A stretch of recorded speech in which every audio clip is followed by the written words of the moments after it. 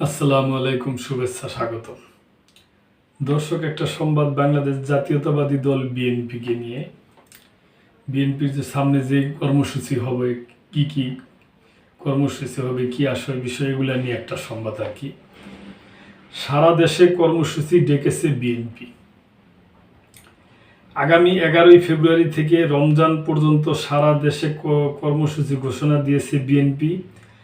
সারা দেশে জেলা ও মহানগর পর্যায়ে কর্মী সভা সমাবেশ করবে দলটি। আজ শনিবার বিকেলে রাজধানীর নয়াপল্টনে দলের পক্ষে প্রেস ব্রিফিংয়ে এ কর্মসূচির কথা জানান বিএনপির সিনিয়র যুগ্ম মহাসচিব রুহুল কবির রিজভী।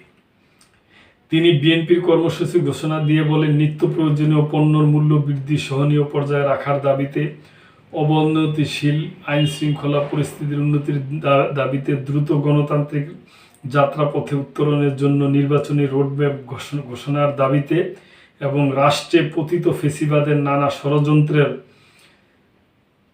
চেষ্টা মোকাবেলা সহ বিভিন্ন জনদাবিতে আগামী 11ই ফেব্রুয়ারি 2025 থেকে রমজান শুরু হওয়ার আগ পর্যন্ত বিএনপির উদ্যোগে সারা দেশের জেলা ও মহানগর পর্যায়ে সভা সমাবেশ অনুষ্ঠিত হবে। রুহুল কবির রিজভী বলেন, পতিত স্বৈরাচার শেখ হাসিনার ফেসিবাদের সহযোগীরা এখন প্রশাসনের বিভিন্ন গুরুত্বপূর্ণ জায়গা দখল করে রয়েছে, যারা 5ই আগস্টের পরিবর্তনকে মনে প্রাণে মেনে নিতে পারেনি। এমন লোকদের চিহ্নিত করতে না পারলে অন্তর্বর্তী সরকারের পক্ষে সফল হওয়া কঠিন। বিএনপি ভারপ্রাপ্ত চেয়ারম্যান তারেক রহমান বলছেন, অন্তর্বর্তীকালীন সরকারের সকল পদক্ষেপ সবার কাছে সাফল্য হিসাবে বিবেচিত না হতে পারে, কিন্তু এই সরকারের ব্যর্থতা গণতন্ত্রের পক্ষের শক্তির ব্যর্থতা হিসাবেই পরিণত হবে। এ কারণে বিএনপি অন্তর্বর্তী সরকারকে সফল দেখতে চায়। তিনি বলেন, ছাত্র জনতার অভ্যুত্থানে গত 5ই আগস্ট ফেসিবাদের জননী শেখ হাসিনা ভারতে পালিয়ে গিয়ে অবৈধভাবে বসবাস করছে এবং ষড়যন্ত্রমূলক অডিও রেকর্ড প্রশাসনের মাধ্যমে দেশকে অস্থিতিশীল করে একের পর এক উস্কানি প্রদান করেছে। ফ্যাসিস্ট শেখ হাসিনার উস্কানিতে ইতিমধ্যে গণহত্যাকারী দল আওয়ামী লীগের নেতাকর্মীরা সারা দেশে গুপ্ত হামলা, ঝটিকা মিছিল ও গণসংযোগ শুরু করেছে। দুর্নীতির মাফিয়া চক্রের অন্যতম শিখণ্ডিত পলাতক সাবেক আইজিপি বেনজির ফ্যাসিস্ট সরকারের অনুসারীদের সঙ্গে ভার্চুয়াল কনফারেন্সে ষড়যন্ত্রমূলক সভা করেছে। একটি সভায় অংশ নিয়ে তিনি বলছেন, পুলিশ ও প্রশাসনের 90% আওয়ামী লীগের সমর্থক এবং তাদের সাথে সার্বক্ষণিক যোগাযোগ রয়েছে।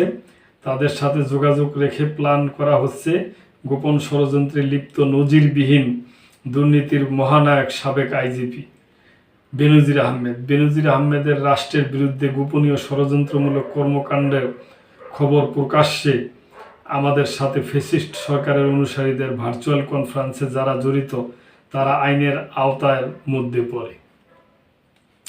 তিনি আরও বলেন, পুলিশের গাড়ি থেকে পাবনার সুজানগর উপজেলা আওয়ামী লীগের সভাপতি আব্দুল ওহাবকে ছিনিয়ে নেওয়া হয়েছে। সারা দেশে আওয়ামী লীগের সন্ত্রাসীরা সন্ত্রাস চালিয়ে যাচ্ছে। গত 8ই আগস্ট ক্ষমতা গ্রহণের পর থেকে অন্তর্বর্তী সরকার গণহত্যাকারী আওয়ামী দুর্বৃত্তদের গ্রেপ্তার ও বিচারের বিষয়ে যতটা কঠোর হওয়া দরকার ছিল ততটা উল্টো বিপরীত চিত্র পরিলক্ষিত হয়েছে। রিজভী বলেন, আইনের শাসন ও ন্যায় বিচার প্রতিষ্ঠার লক্ষ্যে এই গণহত্যার বিচার করতে হবে, কিন্তু আসামিদের গ্রেপ্তার, জেলে ও দেশের বাইরে রেখে ন্যায় বিচার প্রতিষ্ঠা করা সম্ভবপর নয়। সচিবালয়ে গিজগিজ করছে স্বৈরাচার শেখ হাসিনার প্রেতাত্মা। পুলিশ প্রশাসন, আদালতে তারাই সবকিছু করছে। অবিলম্বে ফ্যাসিস্টদের সহযোগীদের বিরুদ্ধে কঠোর ব্যবস্থা গ্রহণ করতে না পারলে আবারও হাসিনার দোসরদের পরাস্ত করা কঠিন হবে। তো দর্শক, এটা দেশের বর্তমান পরিস্থিতি নিয়ে এবং বিএনপি আগামীতে কি কি কর্মসূচি দিব রোজা লাগার আগ পর্যন্ত, রমজান শুরু হওয়ার আগ পর্যন্ত, এই ব্যাপারে একটা সংবাদ আর কি। তো দর্শক, ভালো থাকবেন। আজকে এই পর্যন্তই। সাবস্ক্রাইব করে চ্যানেলটির পাশে থাকবেন। আল্লাহ হাফেজ।